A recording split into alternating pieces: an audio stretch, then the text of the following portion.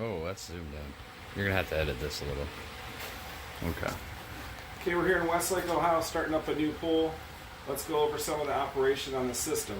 So each line is dedicated on this job. So we have one line dedicated for each of the 3 wall returns. We have this line dedicated for the 2 laminar jets. This line for the slide. This line is the bubbler in the west on the tanning ledge. This is the east tanning ledge.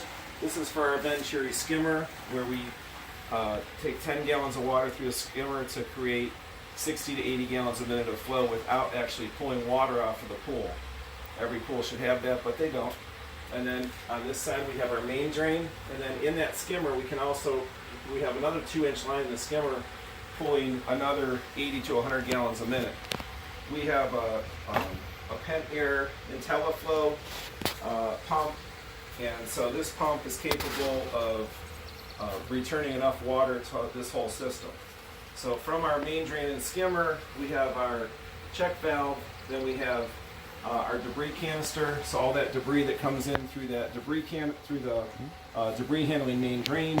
We'll go back how to change this out in a minute. But it comes into here, then it comes into our pump, and then we split off to 2 multi-cyclones because you can only run so much water through a UV light, through a sand filter, but we do glass pack because it cleans better.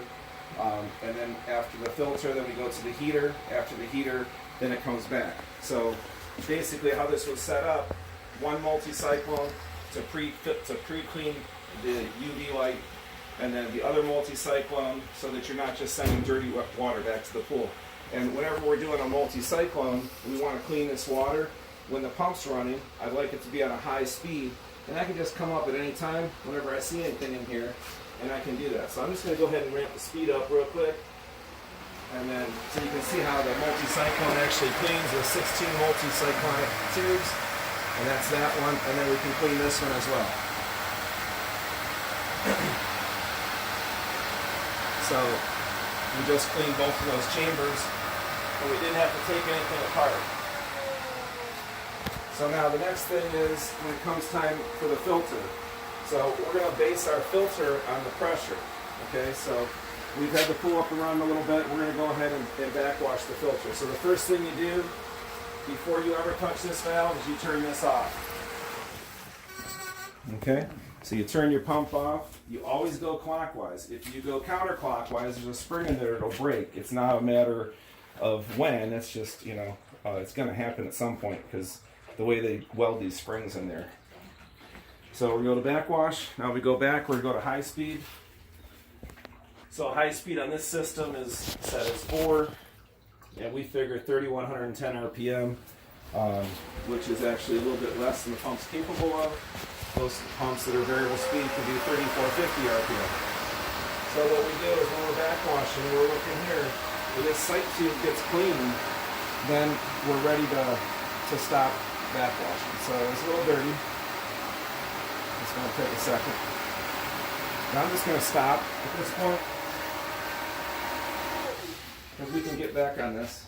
After you backwash, you go to rinse. So think about backwash, rinse. Hey, if you ever get sick, that's your backwash of the human. Now you want to rinse your mouth with water. So here we go. It's a good way to remember it. I'm sure everyone's had that experience. So we go back to high speed, and then we're going to do the rinse until this is completely clear. So we come back and do this again later. I'm just going to show this for showing purposes. It actually looks pretty clear, so I'm satisfied with it at this point. I come back and stop. Now I come back and stop. I go to filter, and now we're back into the filter mode. Okay. So the operation of the heater is really simple. This is a lock-and bar. We always do lock-and bar gas heaters. Generally, we recommend Aquakel heat pumps, but this gentleman was out of electric at this point, so he needed to have the gas heater. So this is the larger one.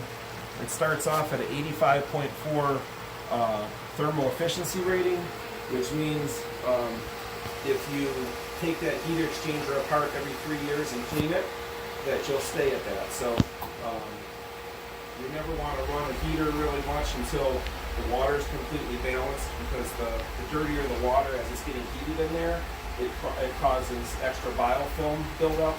And with a new heater, new pool, there's biofilm in the pool. It takes time to get out. And we'll get back into that a little bit later. So I'm just going to shut her back off, and then we'll let this pool get cleaned up. So after the water flows out of the heater, we have a flow meter, so we can see how much actual flow we have going through here per minute, okay? And then when we come back to the other side over here, we have another flow meter. And then this flow meter shows where the pump, after the 2 multi-cyclones, you know, looks like at 2,350 RPM, we're actually at 80 gallons a minute over here, and we have about 30 gallons a minute going through the heater. So that satisfies the filtration in the heater, but it gives us plenty of water to feed back to the pool.